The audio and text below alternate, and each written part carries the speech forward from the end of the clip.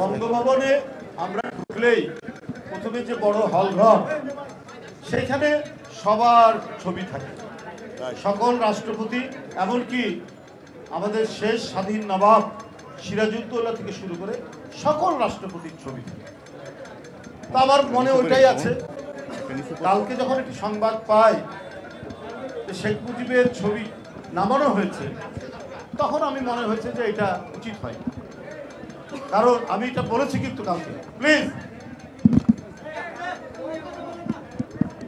আমি বলেছি ওইটা মনে রেখে যে আমি জানি যে বঙ্গভবনে সব রাষ্ট্রপতির ছবি থাকে, তো ওইটা আমার মনে আছে। কিন্তু কালকে খবরের কাগজে দেখলাম যে বঙ্গভবন থেকে শেখ মুজিবের ছবি নামিয়েছে।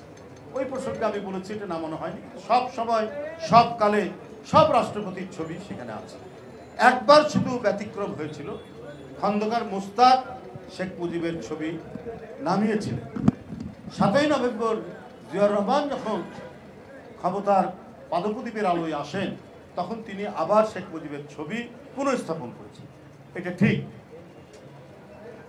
আমি এই কথাটি আবার মনে আছে। কিন্তু ওই সংবাদের মধ্যে যে বিষয়টি ছিল সেটি হচ্ছে এই ছবিটি নয়, যেখানে সব রাষ্ট্রপতির ছবি আছে ওই ছবিটি নয়।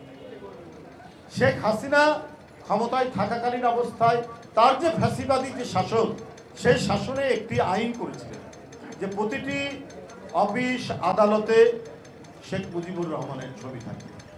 এটা তো ফ্যাসিবাদী আইন, শেখ হাসিনার করা আইন। এই আইন তো আগে ছিল না। বঙ্গভবনের আরেকটি কক্ষে সম্ভবত সেখানে শপথ হয়, সেইখানে একটা ছবি ছিল। উপদেষ্টা মহোদয় যে ছবিটি নামিয়েছেন সেটি হলো ওই যে রুমে একটি ছবি আছে সেইটা, কিন্তু যেখানে সবার ছবি আছে, একবার সিরাজউদ্দৌলা থেকে শুরু করে সব রাষ্ট্রপতির ছবি আছে, সেখান থেকে নামাই। তো এইটা তথ্যের ভুল শুধু এইটুকু, যে ছবিটা নামানো হয়েছে সেটা হচ্ছে ওই শেখ হাসিনার আইনের বলে যে আইন করেছে, সেই আইনকে ডিফাই করে এটা করা হয়েছে।